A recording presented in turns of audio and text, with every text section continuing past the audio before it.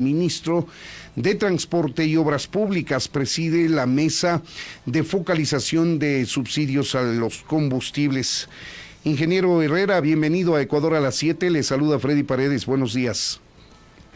¿Qué tal, Freddy? Un gusto estar contigo y con todos ustedes. Gracias por el tiempo que va a dedicar a conversar con nosotros. Señor ministro, empecemos por las mesas de diálogo. Estas, de lo que conocemos y del seguimiento que hemos hecho, han acordado el establecimiento de una mesa especializada. Hay varios factores que deben ser analizados para establecer la focalización del subsidio a los combustibles, y en ese marco se han concentrado para trabajar comisiones del gobierno, el movimiento indígena y campesino, y establecer la data, cruzar las cuentas y buscar los mecanismos correspondientes para la focalización de subsidios, ingeniero. Sí, claro. Tuvimos nosotros nuestra última mesa el pasado día viernes. Esta fue la cuarta oportunidad, 4 días, en que nos hemos reunido de manera presencial. Eso vale recalcar. El formato estaba para que sea entre 3 y 5 días. En todo caso, esta fue la cuarta reunión presencial. Y ya en esta reunión el grupo, o el grupo en pleno, diríamos como 18 personas de un lado, 18 del otro lado, decidimos de que ya se necesitaba una mesa especializada muy técnica, donde incluso se puede invitar a expertos de la rama para poder básicamente afinar en 2 cosas. ¿Quién debe recibir el subsidio y cómo se le debe dar el subsidio? En este momento recordemos los ecuatorianos que el subsidio a los combustibles está generalizado en el país, es decir, todo el mundo recibe subsidio. Lo cual en las mesas iniciales, en las reuniones iniciales, junto con las organizaciones sociales, la COLNAE, la FENOCIN y la FEINE, nosotros acordábamos junto con ellos de que no necesariamente todas las personas en el país deben recibir un subsidio. ¿Por qué? Porque simplemente el subsidio tiene como naturaleza, y esto también fue acordado con las organizaciones sociales, de que aunque es necesario, es un tema que debe ser temporal y que sobre todo tiene que ser bien focalizado, es decir, entregado a las personas que realmente lo necesitan, y sobre todo tiene que ser eficientemente entregado. Entonces debe cumplir esos 3 factores, ¿no? Temporal, debe ser entregado a la persona que necesita, y tiene que ser eficientemente entregado para que sea un subsidio.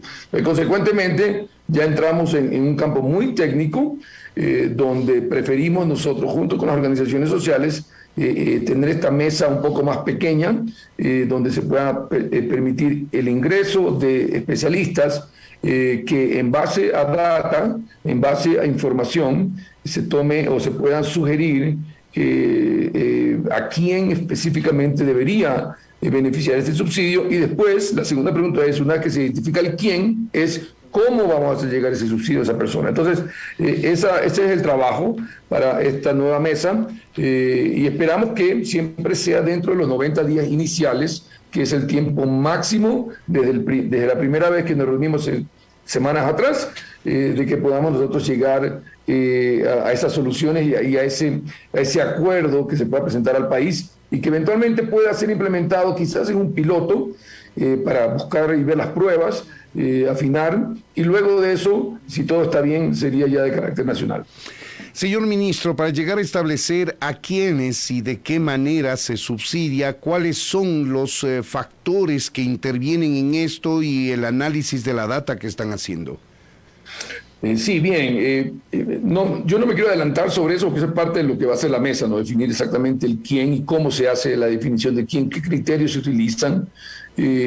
Por ejemplo, una sugerencia, ¿no?, de las organizaciones sociales de solamente ver por temas de ingreso de personas que están afiliadas, o que están formalizadas en el SRI. Pero al ver con el director de Servicios de Rentas Internas, tenemos solamente alrededor de unos 2 millones de contribuyentes registrados formales, de lo que nosotros pensamos existe un 8.5 millones de personas económicamente activas. Entonces usted va a tener ahí en cambio una distorsión. Una distorsión total, así. Entonces, no solamente tiene que ser por las personas que están o que pagan ya sus impuestos tan formales. Entonces, es un poco complicado. Recordemos, Freddy, que este tema complejo viene discutiéndose 30 años, o sea, no es la primera vez, ¿no? Entonces, y no lo vamos a poder resolver quizás en las primeras 3, 4 reuniones. Yo creo que se ha hecho un avance inmenso, porque cada vez encontramos más coincidencias con las organizaciones sociales, y creo que eso es lo importante. Fíjate que en 4 reuniones presenciales, en esta segunda llegamos nosotros a tener otra serie de coincidencias que la hicimos pública en un documento y que lo redactamos en conjunto. Cuando tú comienzas a redactar documentos en conjunto y a generar conceptos, yo creo que rayas la cancha, y eso beneficia a los ecuatorianos, porque de ahora en adelante estaremos hablando con ellos en cosas que hemos acordado en conjunto, ¿no? Mira, te voy a leer un par de ellas nada más. Por favor. Por ejemplo, la política de focalización debe ser el resultado del consenso y del análisis de los datos oficiales actualizados de carácter técnico y económico. Mira ese enunciado.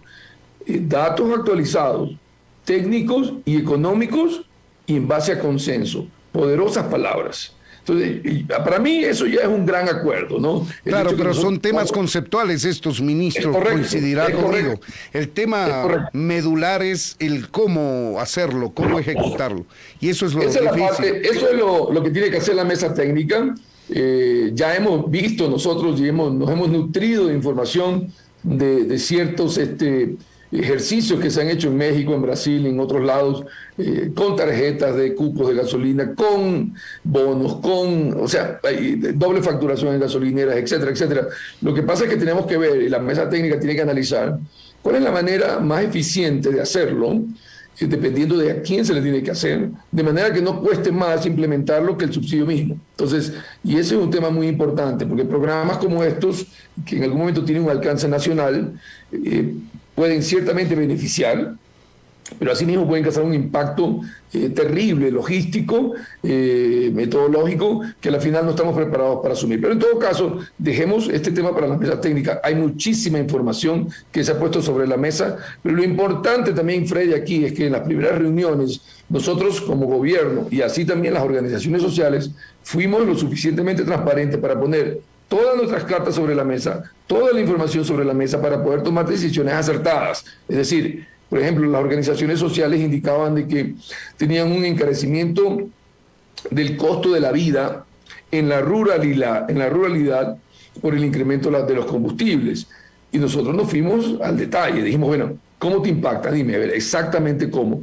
Y cuando identificamos eso, nos dimos cuenta que tú tienes ahí dos aspectos. Primero es el costo de la persona que vive en una casa, es decir, me subió el aceite, me subió la sal, yo qué sé, me subió la leche. Y lo segundo es el aumento en el costo de las unidades productivas de cada una de estas personas en el campo. Entonces, por ejemplo, el señor Leonidas Giza hizo una referencia de los costos, de la estructura de costos de sembrar 3 hectáreas de papa. Entonces decimos, bueno, perfecto, analicemos esa estructura de costo, ¿no? ¿Cómo incide el incremento del diésel en esa estructura de costo, ¿no?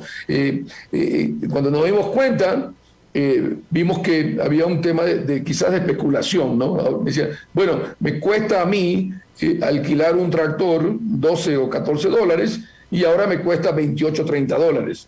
Bueno, quizás el costo del combustible en un tractor o en la hora tractor no es necesariamente proporcional a ese incremento tan grande, ¿no? Quizás hay un tema de especulación. Entonces comenzamos a analizar ciertas cosas que son muy importantes, porque en base a eso el gobierno nacional ya está haciendo y ya lo ha comenzado a hacer la intervención y la ayuda necesaria a estas unidades productivas para el fomento de la producción y la generación de empleo. Y para esto basta mencionar los créditos que se han dado de menos de $5,000 al 1% y a 30 años plazo, más de 70 millones de dólares, Freddy, a casi 30,000 personas, especialmente madres de familia y especialmente en la ruralidad. Entonces, se está llegando desde hace mucho tiempo atrás con este tipo de ayuda, con este tipo de beneficios que son muy, muy importantes para la ciudadanía. Ahora, señor ministro, usted coincidirá conmigo en el hecho de que, a más de lo complejo que resulta técnicamente establecer el cómo practicar esta focalización de subsidio, hay que tomar recaudos importantes para evitar la corrupción, Porque cuando usted en una ley que es general genera una excepción que es la focalización, se abre una ventana, sino una puerta para la corrupción. Es correcto, y eso es uno de los condicionantes, uno de los limitantes que siempre están sobre la mesa, ¿no? Se trata mucho, por ejemplo, sobre el tema del contrabando de combustible. Hay una gran cifra, no cuantificada, ¿no? Pero sabemos que existe eso de ahí, que ha sido muy complicado de combatirlo y de que cada vez el Ministerio de Minas, todo el sector hidrocarburífero está siempre atento y combatiendo este gran mal, especialmente en las fronteras, pero en todo caso servirá justamente para formalizar ese tipo o prevenir ese tipo de desviaciones. Pero también aquí el gran desafío que nos dimos cuenta, Freddy, es que muchas de las personas que van a necesitar recibir un subsidio van a tener que formalizarse dentro de la economía nacional. Y yo veo eso como un punto muy favorable, tanto para las personas como para el Servicio de Rentas Internas, como el país entero, ¿no? Estas personas que en este momento quizás están en la informalidad, te voy a poner un solo ejemplo nada más, que lo pusimos sobre la mesa, imagínate un corredor inmobiliario, un agente inmobiliario, y que tiene su vehículo, que lo usa para ir a mostrar bienes y transportarse, y también transporta su vehículo particular, pero lo usa para actividades de trabajo, ¿no es cierto? ¿Debería recibir un subsidio? Sí, es una gran pregunta, ¿no? Es un ente productivo, ¿no? Una de las cosas que hablamos y que acordamos, por ejemplo, es, aquí te voy a leer, los recursos derivados de la focalización deberán beneficiar principalmente a la población con indicadores más críticos de pobreza y a los sectores más vulnerables, así como a los sectores productivos de mayor impacto para la economía de los ecuatorianos. Entonces estamos tratando de proteger el empleo, estamos tratando de proteger la generación y la reactivación económica. Y claro, siempre se arma un dilema y debería subsidiarle a este sector productivo o a este otro sector productivo, y eso es parte de lo que las mesas técnicas, en base a data actualizada, tiene que tomar las decisiones, bueno, no las decisiones, sino las sugerencias del caso para después evaluarlas. Pero hay acuerdo, ministro, en el sentido de que el subsidio que se busca focalizar, es decir, que cueste menos el galón de combustible, sea extra, ecopaís, diésel, sea desde el nivel actual, es decir, queda para todos los ecuatorianos congelado el precio de la extra y ecopaís y más barato aún el galón de combustible para los sectores donde se focaliza, o por el contrario, se libera el precio de los combustibles para todos y se focaliza para los sectores que ustedes ahora mismo están estudiando. ¿Quiénes son, dónde están y cómo entregarles el subsidio? Hasta ahora se han puesto sobre la mesa ciertos conceptos, Freddy, y no quiero yo generar especulación con lo que voy a decir, sobre todo por eso nos mantenemos siempre en silencio, tratando de analizar y de llegar eventualmente a una receta, a unas sugerencias que luego el gobierno también apruebe, se puedan ya comunicar de manera oficial. Pero en este momento lo que sí hay que recordarle es que en el país existe un subsidio de combustibles generalizado y que ya bajó en base a un acuerdo de paz de junio 30 de este año, luego de los 18 días de paralización, bajó inclusive 15 centavos más, tanto en la gasolina extra como en el diésel. Obviamente no se pretende de que baje más, porque ya el subsidio existe y ya es un subsidio significativo comparado con la región. Más aún que luego de la presentación de información de lado y lado, nos hemos dado cuenta que el incremento de este costo de la vida, especialmente en la ruralidad, no necesariamente tiene que ver con el incremento del costo de los combustibles. De hecho, no tiene que ver con el incremento del costo del combustible, ¿no? El mundo entero está pasando por una época inflacionaria. Hay un hecho aislado con Ucrania y Rusia que ha elevado el precio de los aceites vegetales a nivel mundial. Eso es como un punto fuera del cuadro, ¿no? Muy, muy especial.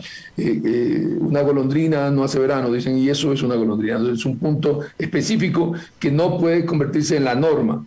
En todo caso, yo creo que debido al análisis que se ha realizado, hemos llegado a identificar de que necesariamente no es quizás el precio o el precio de los combustibles lo que ha incrementado el costo de la vida. Te voy a dar un dato nada más. El año 2000, en el año 2000 se registró el mayor porcentaje de tierra cultivada en el Ecuador. Es decir, 6.41% de todo el territorio ecuatoriano estaba cultivado o con cultivos, ¿no? Eso fue en el año 2000. A 2018, creo que ahora un poco más, pero al 2018 la data indica de que ese porcentaje de tierra cultivada bajó un 40%. 40%. Increíble. Y del año 2000 acá, nosotros nos hemos incrementado como población. O sea, no te doy el dato exacto, pero me imagino que ahora estamos en 18 millones de habitantes. En el año 2000 quizás estábamos por el orden de los 10, 12 o 13 millones de habitantes. Entonces, si la lógica te dice, si tú tienes la mitad casi de la tierra cultivada, de la tierra y de los alimentos que nosotros consumimos, y ahora tienes el doble de la población, el precio de los combustibles no tiene mucho que ver, ¿no? Hay más demanda de comida con el doble, menos comida para el doble de la cantidad de personas. Entonces, estamos analizando todo desde muchas aristas para nosotros poder tomar una decisión inteligente. Nuevamente, lo bueno es que estamos poniendo las cartas sobre la mesa y tomando decisiones inteligentes y llegando a acuerdos y conceptos que ya marcan luego una hoja de ruta para poder definir el quién y el cómo de manera técnica. Aquí no se tiene que mezclar la política, mi querido Freddy, porque si no, entramos en aguas turbias y vamos a tomar decisiones equivocadas. Ingeniero Herrera, ¿ya tienen ustedes la fecha de una nueva reunión en esta mesa específica de focalización de subsidio de combustible al precio de los combustibles, perdón?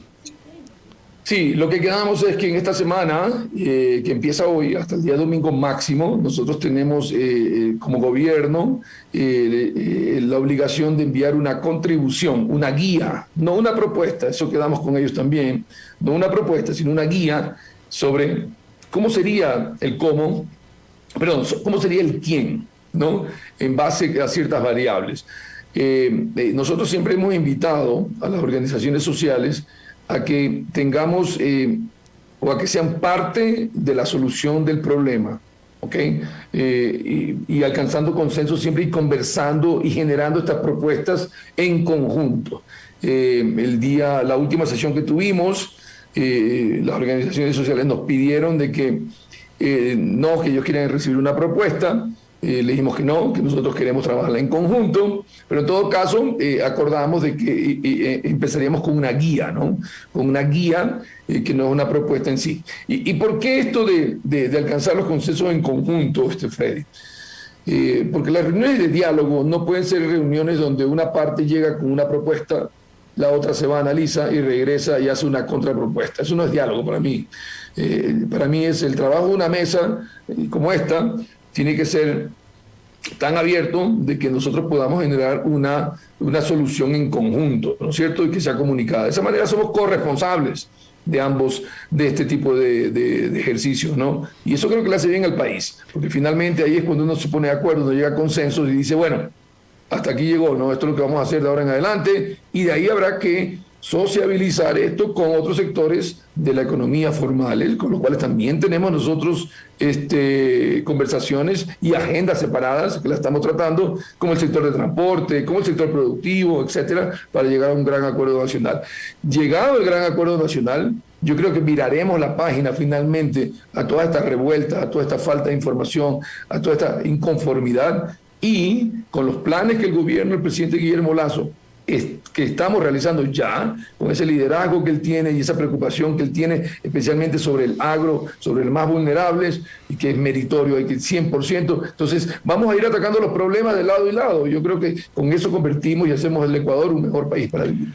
Ministro, con esto quisiera finalizar el tema de las mesas temáticas para destinar unos pocos minutos al plan de reconstrucción vial.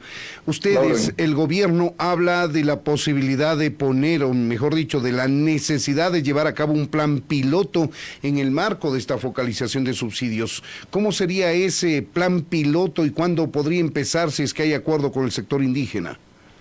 Sí, nosotros inclusive presentamos ya en las mesas un borrador de un plan piloto que tenía Petroecuador en ciertos estudios. Y claro, es un borrador nada más. Aquí lo importante es que ese borrador se acople o pueda servir para la definición del quién, porque primero uno tiene que decir a quién le voy a subsidiar para después hacer un piloto de cómo le voy a subsidiar. En todo caso, lo presentamos como un borrador y como una metodología, ¿no? Y ese borrador sí indicaba un tiempo de plan piloto de unos 3 meses para poder generar la suficiente cantidad de información y poder, desde el punto de vista tecnológico, afinar cualquier cosa para después lanzarlo y hacerlo escalable a plan nacional, ¿no? Lo único que sí podría indicarle o adelantarles es que las gasolineras, por ejemplo, propias de Petroecuador, servirían para esto, ¿no? De inicio, ¿no? Porque se tiene control sobre ellas y la manipulación de la data.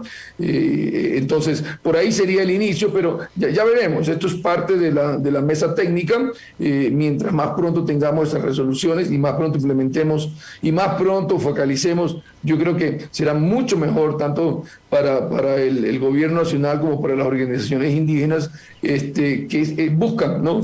Simplemente de que el subsidio no sea generalizado, sino que llegue a las personas más vulnerables del país. Son las 7 de la mañana con 27 minutos. Dialogamos con el ingeniero Darío Herrera, él es ministro de Transporte y Obras Públicas. En esta última condición, ministro, queremos que nos cuente cuál es el plan vial de reconstrucción vial que tiene usted en mente, trazado. Sabemos que recién asumió este ministerio, no obstante hay planes que han quedado pendientes y hay iniciativas nuevas, por supuesto. Sí, muy bien, Freddy, muchas gracias por este espacio. Yo creo que es valedero comunicar a los ecuatorianos. Efectivamente, son 3 semanas apenas de haber asumido la cartera del Ministerio de Obras Públicas. Lo que hemos hecho en estas 3 semanas, de entrada, destrabar procesos que habían estado un poco represados para generar acciones concretas y pagos, sobre todo, para el reinicio de obras. Un ejemplo sencillo: el pago de planillas pendientes para la continuidad de la construcción del Hospital de Bahía, el pago de planillas que estaban represadas para la construcción del Hospital de Pedernales como parte de la reconstrucción. Son procesos un poco engorrosos porque son créditos que están atados a una entidad financiera de China y el contratista cobra en China, y esto es un tema administrativo que se tiene que hacer de manera prolija, tanto desde nuestra cartera de Estado con el Ministerio de Finanzas, que pase o al Exim Bank o al CDB, los bancos chinos, para que estos a su vez les paguen a los contratistas y estos a su vez vengan y le paguen a sus subcontratistas y la obra se reinicie. Entonces es una cadena, no por decir perversa, pero muy larga a veces, y lo que hay que hacer es tener prolijidad y procesos bien establecidos para poder destrabar ese tipo de obras. También la atención a las emergencias, el seguimiento de estas obras emergentes, algunas de las cuales han sido delegadas, es decir, que el gobierno nacional ha entregado dinero, diga usted, a un gobierno autónomo descentralizado para la ejecución de una obra y que nosotros tenemos que velar de que esa obra se cumpla. Por ejemplo, la entrega de $4 millones al municipio de Manta para los arreglos en la vía Manta-Coliza. Entonces, eso le entregó hace algún tiempo atrás. ¿Cómo estamos con eso? ¿Cómo estamos avanzando? Es parte de la supervisión que tiene que hacer nuestro ministerio. Pero sobre todo en estas 3 semanas hemos cuadrado los números del presupuesto y del plan. El presupuesto del 2022 y que incluye este plan, ¿no?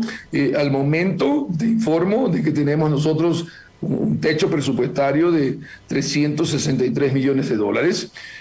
Aumentó un poco por la inclusión de ciertos proyectos desde hace 3 semanas atrás. Cuando recibí esto teníamos $337 millones. Parte de este destrave ha sido el aumento del techo presupuestario porque tenemos obras en coejecución con otras carteras de Estado, por ejemplo hospitales, y consecuentemente ese presupuesto del Ministerio de Salud se suma a nuestro presupuesto y nosotros podemos ejecutar estas obras. De este monto, en este momento, en la calle, es decir, dinero que se ha entregado a contratistas como anticipo y que se están demengando, tenemos $96 millones de los 363. Y en obras contratadas, es decir, que están contratadas, pero se necesita ir desembolsando los dineros de acuerdo a los cronogramas, se tiene alrededor de $200 millones. Entonces, ¿Qué nos faltan? 160 millones de dólares que tenemos que disponer de manera violenta, rápida, para que llegue a los bolsillos de los ecuatorianos. Dentro de esos 163 millones de dólares, tenemos alrededor de 110 millones de dólares que es reconstrucción de Manabí, donde se generan muchas transferencias y muchas obras que están ya en curso y que tienen que financiarse en este segundo semestre del año, ¿no?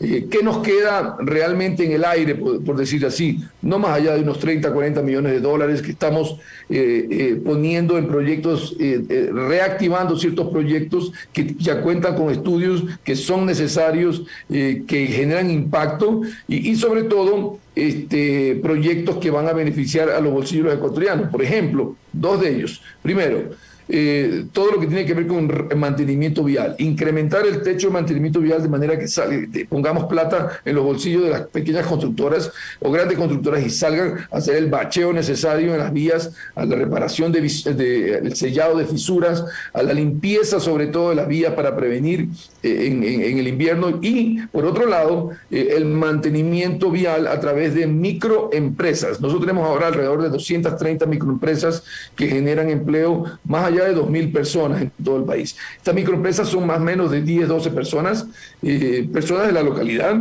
¿qué hacen? Van limpiando la vía, van limpiando las cunetas, van destapando las alcantarillas.